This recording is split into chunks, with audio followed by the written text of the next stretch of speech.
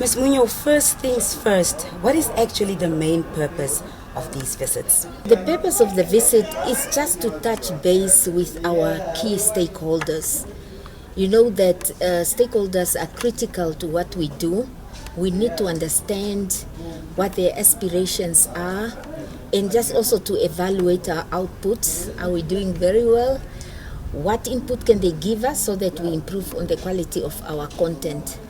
The various stakeholders we met include the governors of specific regions, the regional councillors, the town councillors, and most importantly, the sport officers. This is also the first time that we are meeting sports officers, but we also hearing from the various leaders, political leaders, that our visit seems to be the first of its kind where the NBC leadership really comes on the ground and then hear from them.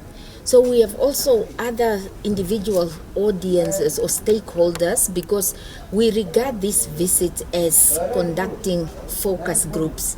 And the focus groups complement the scientific audience research where you hear what the needs of the audience are, and then even the sponsors, the services.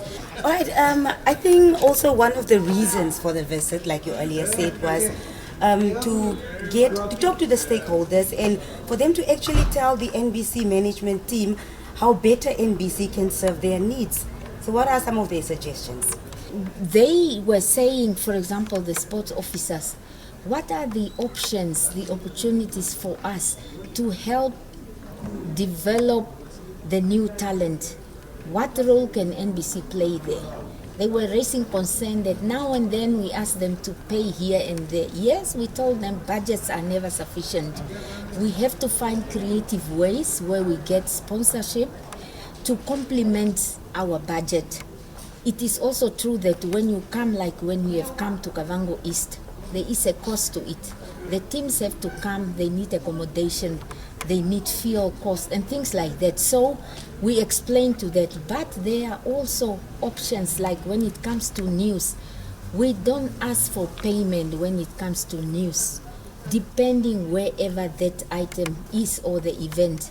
We can travel to Zambezi, we go to Karas region, but we have to create awareness in how some of these things work. So they will, for example, say on television you have a Saturday sports show where it's serving like a billboard where various sports code leaders can actually come there and indicate what to expect the next weekend. They come back and evaluate what happened at the weekend. So they were asking us, what about radio? So we said, no, those were the ideas that we needed. They were not really happy about the time. Our program has been really tight, but we say this is just the beginning. We'll be in touch with them. There will be WhatsApp groups or other options where we can continue to monitor the progress. And when we went to Kavango West, I need to highlight this. You know, it's one of those regions where we don't have a team. So some leaders there were saying, oh, I think the coverage is not fair. Our events are not featured. Yes, here and there we have done very well, and we also with a compliment from MICT. We here and there try, and some really communicators or PROs, they also help us. But it is true that if a region has no team and we have events that are happening at the same time, you can invite us even a month before it happens, but on the day when we have to allocate teams, we may be forced as part of the editorial guidelines to choose another event. Our news is not only at 2000 hours.